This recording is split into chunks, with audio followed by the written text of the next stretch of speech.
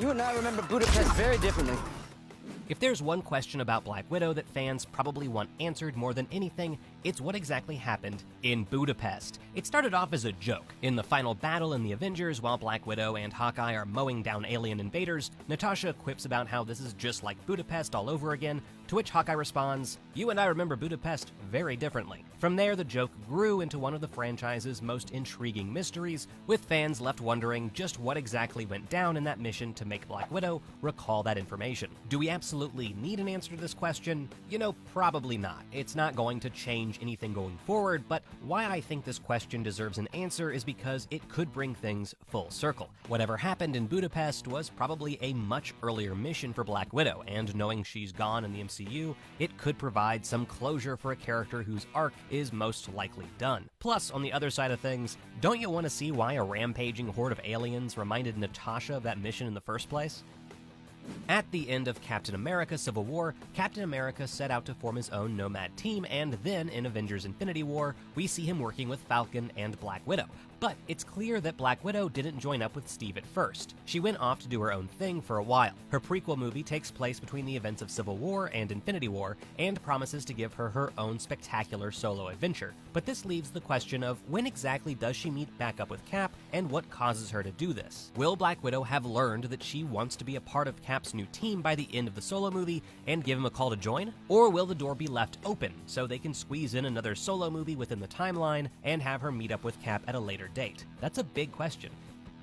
The themes from the Black Widow trailers we've seen are all about family. The movie seems to follow Black Widow as she reconnects with her past and her surrogate family. But now, after looking at their team fight together in the upcoming movie, the big question now is, what happens to them? It's not like she called on Red Guardian or Yelena to fight alongside her in Avengers Infinity War or Endgame. But why wouldn't she? Her whole surrogate family seems like they'd want to get in on the action to save the Earth from destruction, but obviously they didn't show up. There's two possibilities for this. The first is that Yelena, Melina, and Red Guardian all die by the end of the movie, but that's not likely given that Yelena is popping up in Hawkeye's series. But that doesn't necessarily mean Red Guardian and Melina make it out alive. The other option is that they're all busy on a separate mission that will be explored at a later date. Hawkeye and Black Widow have one of the best relationships in the MCU. They're true partners who love and respect one another.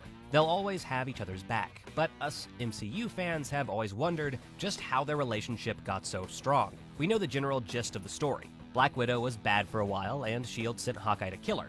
But as Natasha puts it, Clint made a different call.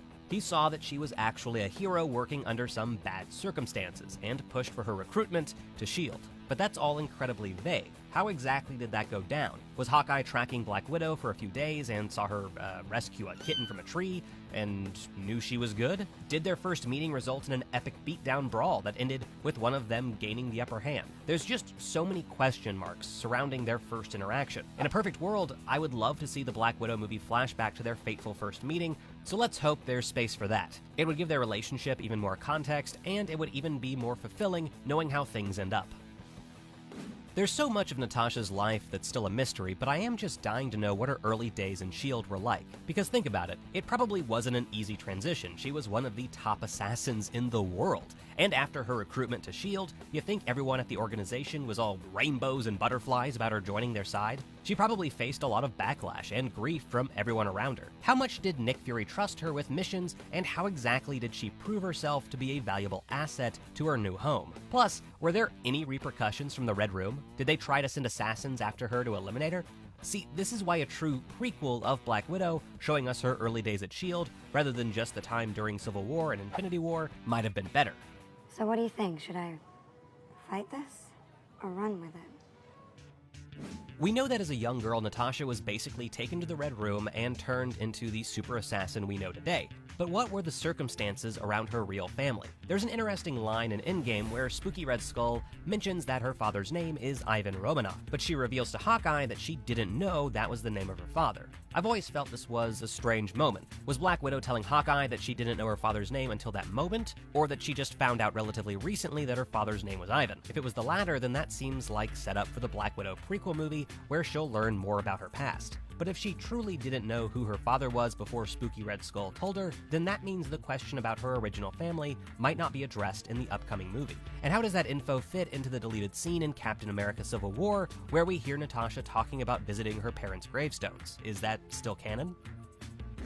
Is it safe to say that Black Widow was probably mishandled the most in Avengers Age of Ultron? After kicking major butt in the Avengers, it felt like Joss Whedon didn't quite know where to take the character, and for the sequel shoehorned in a romance with Bruce Banner in order to give Hulk's decision to leave at the end of the movie more weight. But maybe that's a little harsh. There was a kernel of a good idea within their romance about Natasha finding a kindred spirit in Bruce because they both felt like monsters, but that relationship just didn't get off the ground in a proper way. But I think it's even stranger how the MCU tried to erase that completely. When the two meet again in Avengers Infinity War, sure, a few years have passed for Black Widow, but you have to realize that it's really only been like a few weeks or months for Banner.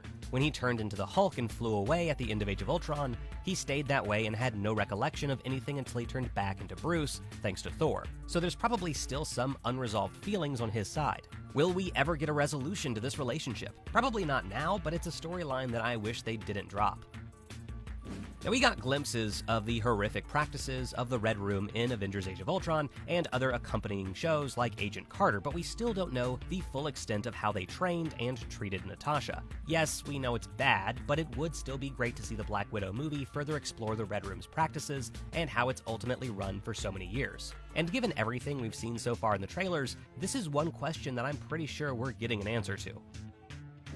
Okay, this one's a bit more of a nitpicky question, but will she get a funeral? Look, I get it. Tony Stark was front and center in that battlefield, and he was the one who ultimately sacrificed himself to stop Thanos once and for all. Plus, he was the face of the MCU since its inception, so he deserved the special highlight. But didn't you find it strange that the whole world put on this big, extravagant funeral, attended by all the heroes to celebrate Tony Stark's sacrifice, and Black Widow got nothing? She sacrificed herself in a very similar way, and the directors have said she didn't get a funeral scene because her solo movie was coming out, so it wasn't really a goodbye to the character, which I guess makes sense, but still, it's a little weird.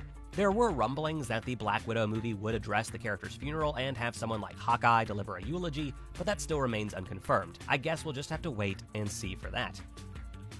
Okay, this might be the biggest question that we have about Black Widow. What exactly happens after you die sacrificing yourself for the Soul Stone? As I mentioned before, there seems to be some iffy spiritual magic that occurs on Vormir, so who's to say that Natasha is dead and gone forever? Here's a wild idea. What if the Black Widow movie we're seeing isn't just your standard prequel, but rather it's Black Widow's soul reliving her past to ultimately change her future in an alternate timeline? Yeah, I know that's a crazy idea, but with the multiverse on its way in the MCU, I would never count anything out. And at the end of the day, it would give us an opportunity to keep Black Widow around. She's a fan favorite character for a reason, and further exploring the ramifications of that big cliff dive on Vormir could present a way for her to stick around the MCU for the foreseeable future.